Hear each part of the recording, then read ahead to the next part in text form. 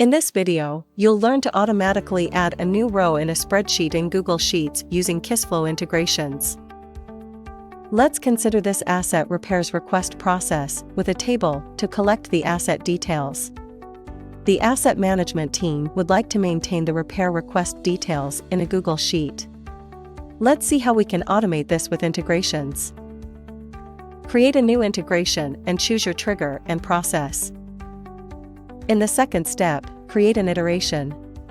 Iterations can perform a unique action for every row in a process or case system's form table.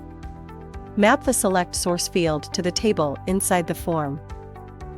Select the Google Sheets connector and choose the Create a Row action.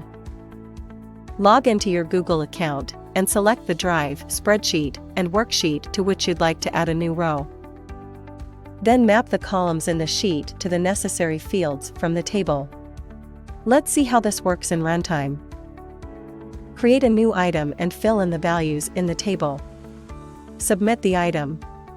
Once it is approved, you will see a new row created in the sheet along with the values input in the table. We hope you found this tip helpful. We'll see you soon with another useful tip.